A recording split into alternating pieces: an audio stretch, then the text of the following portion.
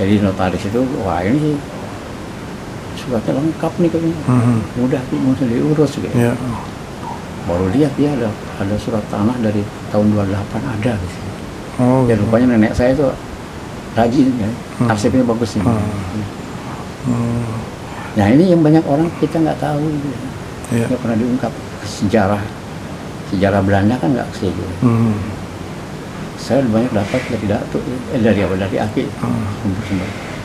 Kalau apa mandor itu di tanah partikelir nih? Mandor itu sama dengan lurah di tanah partikelir. Kalau di tanah pemerintah namanya bek, master, ya. Namanya bek. Ya.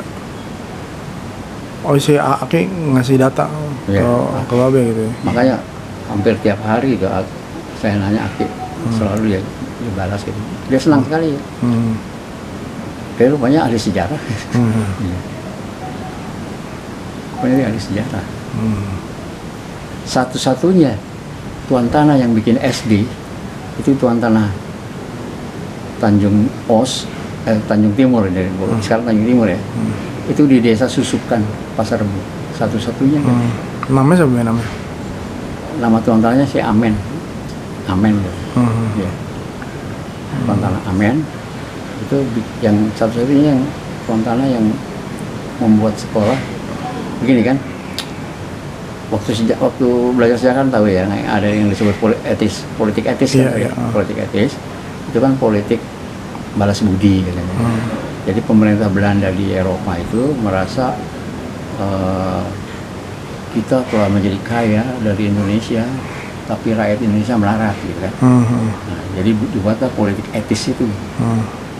Jadi politik etis itu ingin membuat rakyat Indonesia sejahtera. Caranya transmigrasi, lalu irigasi dan edukasi.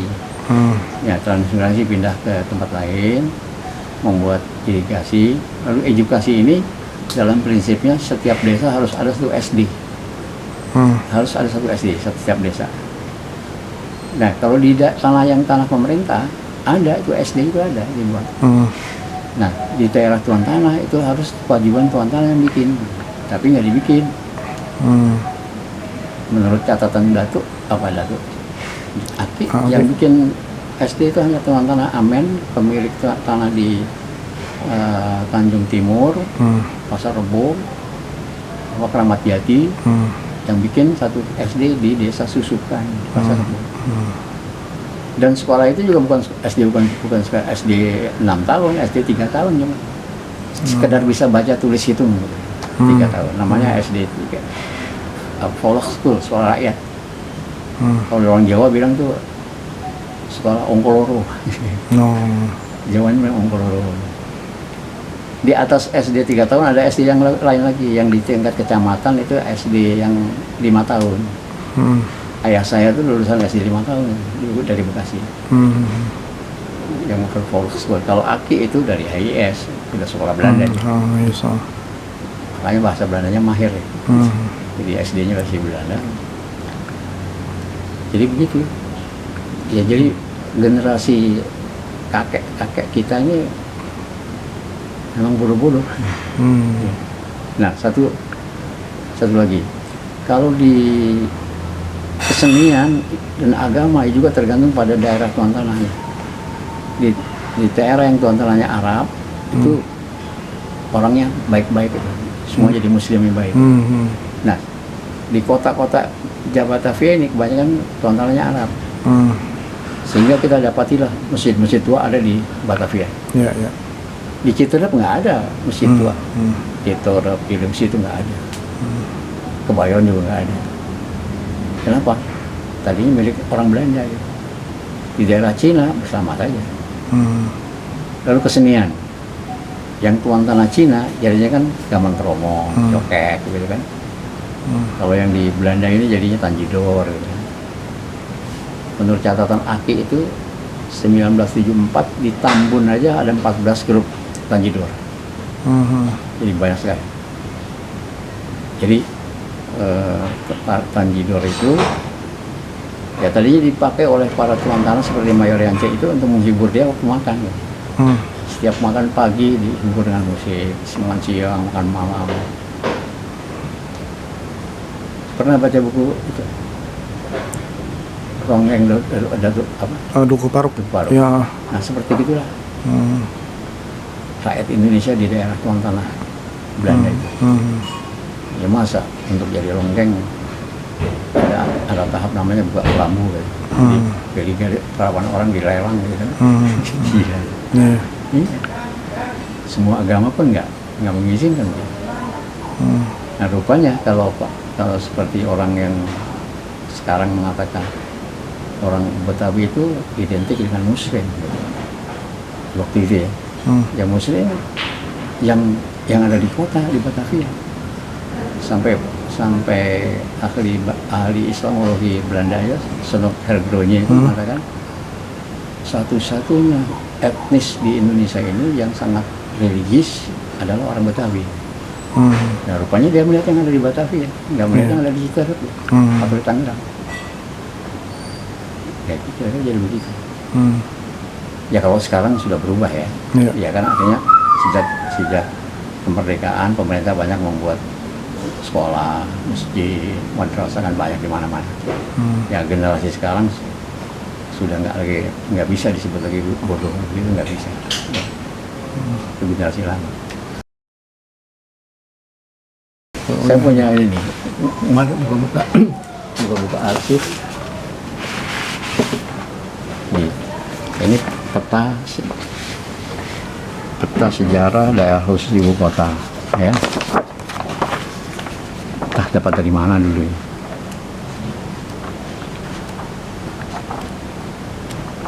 Ini peta Indonesia kan, ini Jakarta nih, ini Jakarta nih, ini Jakarta.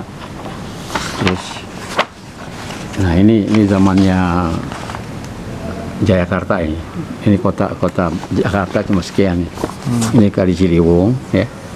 Istana Jayakarta, ini benteng Belanda, ya. Cuma ini aja.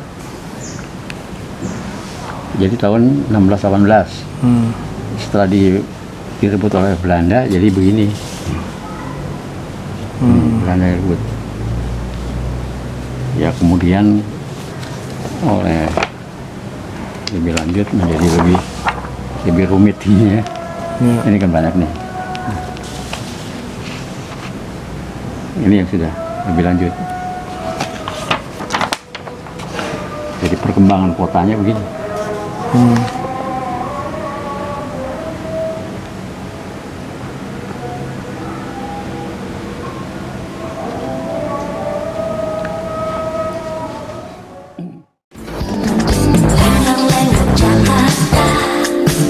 Bagai pinggul dari remaja.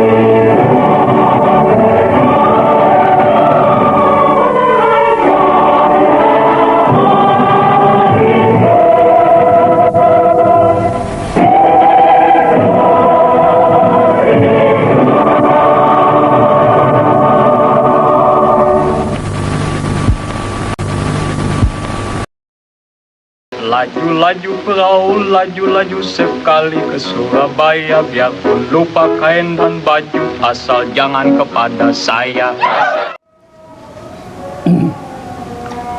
Kita ke masjid yuk. Ya, ini apa? Hah? Bang masjid. Lumayan kan? Masih punya wudhu nggak? Oh, udah lagi. Saya emang Mau ngambil di sana aja. selalu wudhu